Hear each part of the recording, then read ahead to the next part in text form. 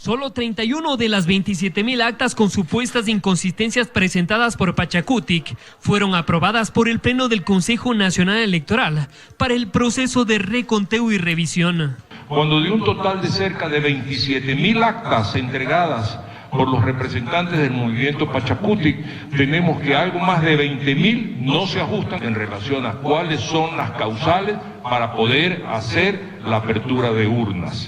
Y solo dieron paso a 31 porque en el análisis de todas las actas presentadas por Pachacutic, la entidad electoral evidenció que, por ejemplo, 1.453 actas eran repetidas, otras 5.409 no presentaban inconsistencias y 340 ya fueron validadas en el sistema informático. Apenas 10 actas con inconsistencias numéricas efectivamente comprobadas y 21 actas que tienen que ser revisadas por falta de firmas.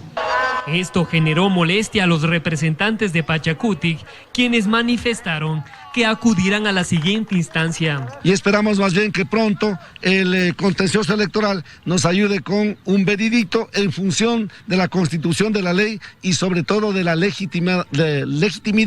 Mientras esto ocurre, las organizaciones indígenas indicaron que su lucha seguirá en las calles en favor de la democracia. Continuaremos en vigilia aquí en Quito y por otra parte se ratifica el paro nacional en los territorios. El reconteo de revisión de actas se realizó desde este sábado en las provincias de Azuay, Cañar, Carchi, Cotopaxi, Esmeraldas, Guayas, Los Ríos, Pichincha y Santo Domingo. En las próximas horas, el Consejo Nacional Electoral emitirá un informe sobre lo detectado en este proceso. Este sábado no se registraron concentraciones indígenas. Por el momento se encuentran en reuniones para definir su plan de movilización progresiva. Sin embargo, el presidente de la Ecuarunari ya convocó a un paro nacional y también el cierre de vías, pues no está descartado. Este viernes se registraron enfrentamientos en las afueras del CNE, pero este sábado no se observó manifestaciones por parte del movimiento indígena, porque las organizaciones regresaron a sus territorios tras conocer la decisión del Pleno del Consejo Nacional Electoral. No por la dirigencia de Ecuarunari, sino una decisión colectiva de cada una de las provincias. El presidente de Ecuarunari convocó a un paro nacional progresivo. Un pueblo enardecido contra los 5 vocales del Consejo Nacional Electoral, el movimiento indígena, en junta de todos los sectores sociales, desde sus territorios, nos encontraremos en movilización permanente. Añadió que los dirigentes de la Confederación de Nacionalidades Indígenas del Ecuador, CONAIE, ya no tienen legitimidad, debido a que están en funciones prorrogadas y ellos ya no tendrían la vocería del movimiento indígena del Ecuador. Por otra parte, las organizaciones están preocupadas por supuestas amenazas al candidato presidencial Yacu Pérez. Ha existido amenazas a atentar contra su integridad y su vida. Por ello, al menos tuvo que retirarse y ponerse a buen recaudo para no correr ningún riesgo frente a estas intenciones de querer afectar con la vida y la integridad de nuestro compañero. Según Sucushiñey, una de las principales acciones será el cierre de vías. Tomaremos acciones de rebeldía. Es necesario cerrar las vías, se cerrarán las vías nuestros compañeros dirigentes. El movimiento Pachacuti, que respalda las denuncias de fraude de su candidato Yacu Pérez, afirman que la democracia está de luto y por esta razón todas las semanas se hicieron presentes en las afueras del CNE. Hasta que el Estado, a través de esta instancia del Consejo Nacional Electoral, demuestren la transparencia. Este domingo se reunirán las confederaciones para armar su plan de movilizaciones con el que esperan ser escuchados por las autoridades. Azuay y Pichincha son 2 de las provincias clave para definirse al ganador de la presidencia de la República. Analistas consideran que el reto de Andrés Arauz y de Guillermo Lasso es el de incluir temas no tratados en sus agendas, sin que los ciudadanos los identifiquen como propuestas forzadas y poco auténticas. Oficialmente aún faltan 17 días para que arranque la campaña de la segunda vuelta. Pero con resultados ya proclamados y con los nombres de quienes estarán en la papeleta, sin duda la actividad política ya arrancó. Como muestra, el candidato Guillermo Lasso anunciando que empezó la campaña, extendiendo su mano a ecologistas y grupos sociales. Esta ampliación en su discurso es parte precisamente de lo que los candidatos deben hacer, pero sin sonar forzados, dicen analistas. A la credibilidad que pueden tener. Ese es otro tema, ¿no? Es un tema ya de que el candidato les dé confianza a los electores. ¿Y cómo lo va a hacer? Bueno, demostrando que su propuesta es sincera, demostrando la viabilidad de esa propuesta. Y hay provincias que serán clave para que crezca la votación que Arauz y Lasso tuvieron en la primera vuelta, que juntos suman alrededor del 52%, es decir, hay un 48% del electorado aún disponible, las personas que votaron por Yacu y Hervas. Azuay y Pichincha son dos de las provincias clave.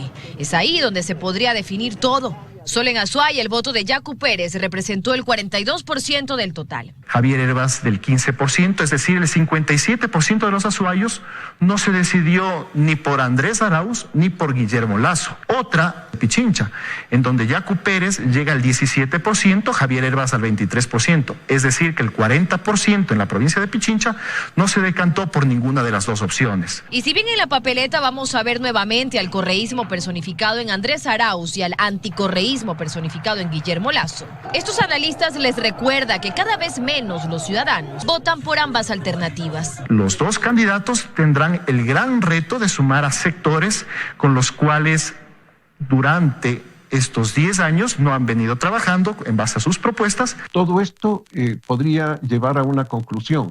La segunda vuelta parte prácticamente de cero en términos de estrategias de campaña. Guillermo Lasso al lado de una mujer indígena hablando de derechos LGBTI y de aborto, y un Andrés Arauz reconociendo los errores del correísmo, podría ser parte de la estrategia en la carrera hacia la presidencia, porque con el 48% del electorado por conquistar, aún nada está dicho.